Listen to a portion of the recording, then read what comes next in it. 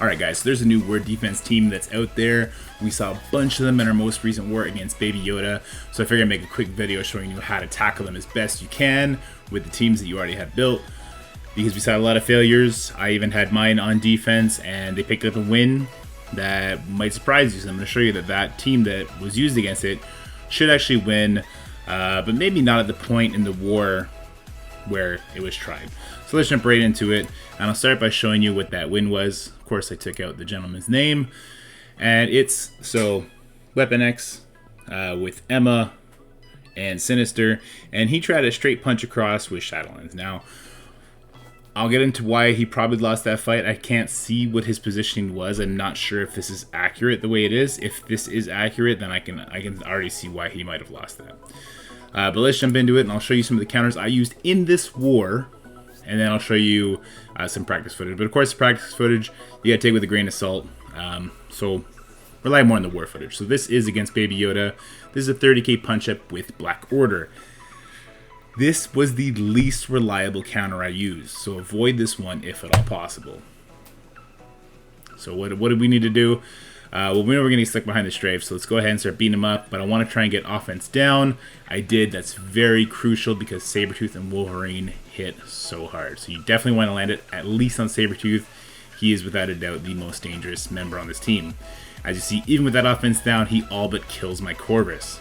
That actually works somewhat in my favor, as it does give Thanos speed.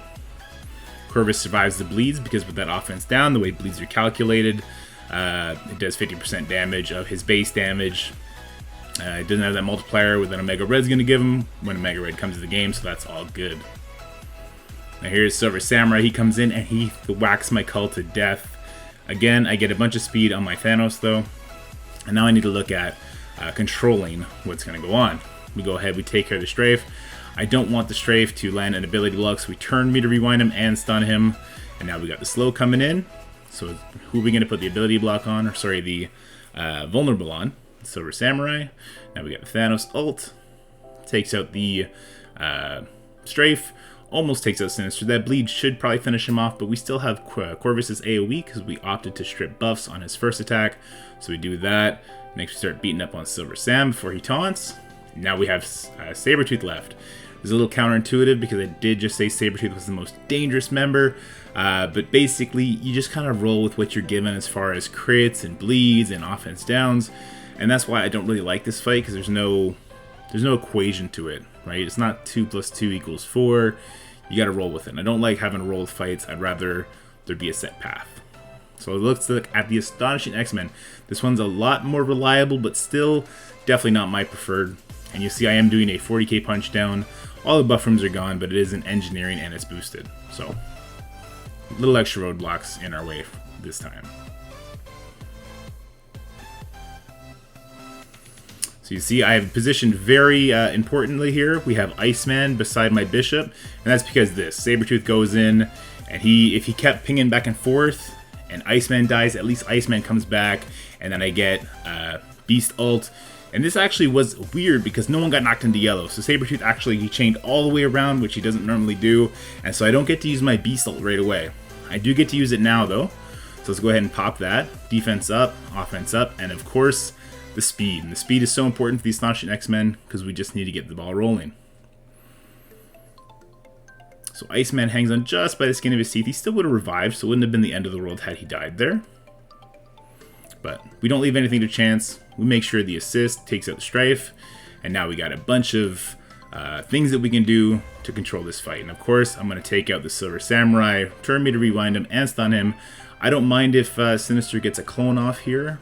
In fact, I welcome it. Clones are very weak and lots of speed from them. Now, what if this match had Emma instead of strafe? The match gets a lot easier. You just start beating up on probably the Silver Samurai. So here you go.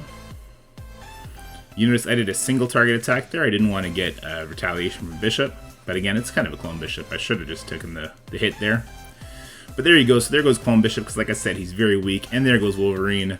So we got turn meter for days, and we just kind of finish up here. So Astonishing X-Men, absolutely good for punch across against this team. And like I said, I think Emma would be easier. In fact, if you got the ult up from Beast, like you should normally with Sabretooth bouncing, again, put your Iceman beside your Bishop in the corner.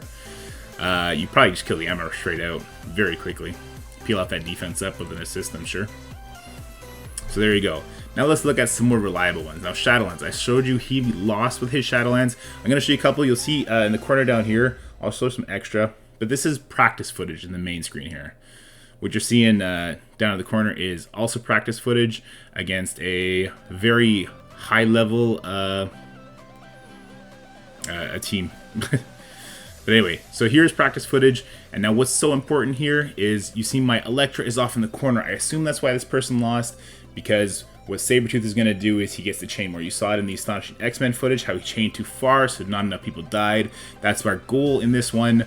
And something I can't replicate in practice mode that you can see down here in the corner, this was a 330k punch-up or something like that, is I can't replicate Hanger. So Moon Knight ulting first gives you very valuable information. So what I'm going to suggest, and what is the fact, is if you Moon Knight ult, right, Moon Knight goes before White Tiger when Hanger's up, and you get a blind on Sabretooth, then you're going to ability block Emma. If you don't get a blind, or at least an offense down on Sabretooth, then you need an ability to block him. You need to kill Sabretooth. He's the big threat on their team. So this is practice footage. This was only a 200k punch-up, I believe. And it got dirty. This wasn't very consistent.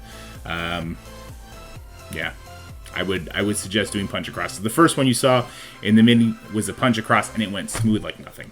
Now this, guys, this is the team to use against this enemy. So look, I'm doing a 330k punch-up in the actual war against Baby Yoda. Hi to former me back there, but he's talking something different. And you can see in this footage over here, this is against a team with Emma. Now, the Emma version is easier. Emma doesn't get to take a turn in this. So, but let's look at this 330k punch-up X Factor into Weapon X, but with Strafe. So right away, Zemo does his thing. You get a bunch of crits, and then we go for the ability to block on Sabretooth, but it's such a big punch-up that it gets resisted. Kind of scary because his ult's going to hit a bunch of people, but you get so many crits that you're going to have so many dupes out that you're guaranteed to at least have the dupes get hit once, right? Because they're going to have taunts. And you see, we've already taken out, I believe that was Silver Samurai, already died, which is crazy.